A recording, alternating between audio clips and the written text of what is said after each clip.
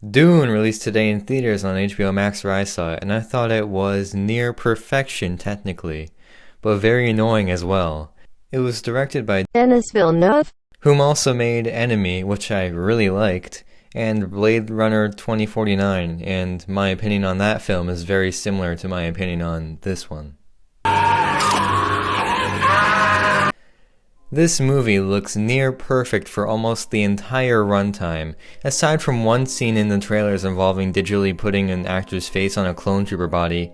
The special effects here are truly the gold standard in cinema right now.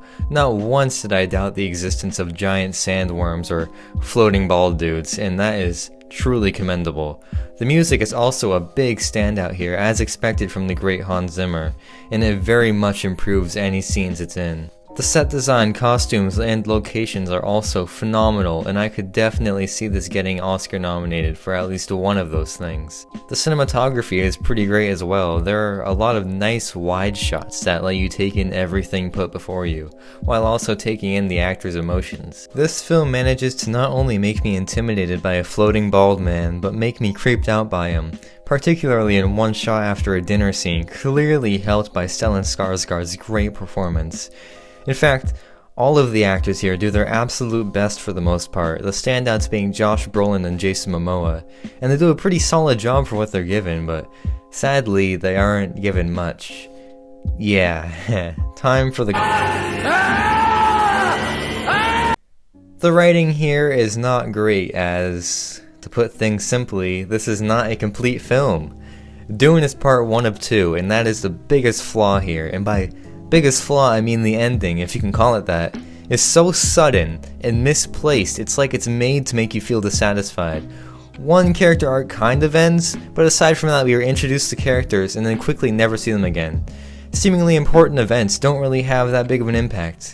Virtually nothing is explained and there is no conclusion. This really bothers me because, look, I get it.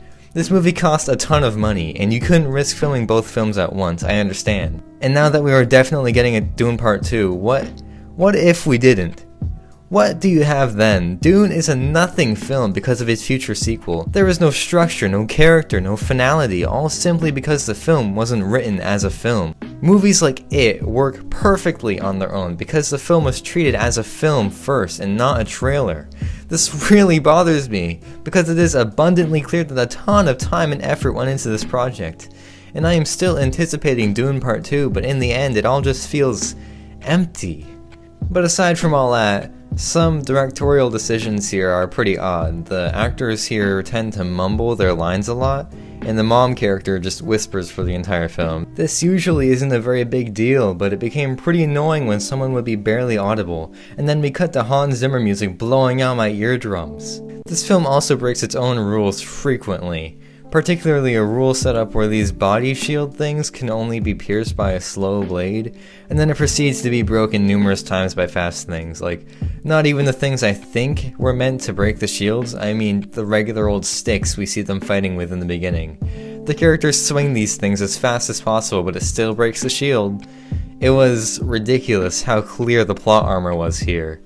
Though maybe they could have explained how all that worked if the film actually had a...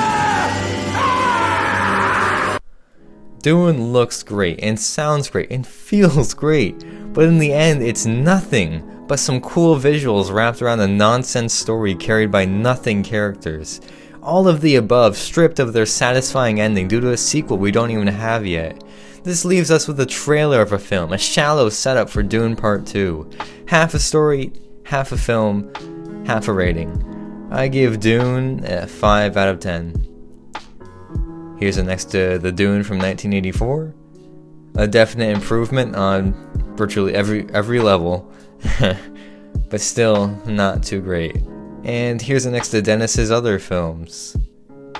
And with all that, I'll see you when Dune Part 2 comes out, when I finally get the Dune I was promised.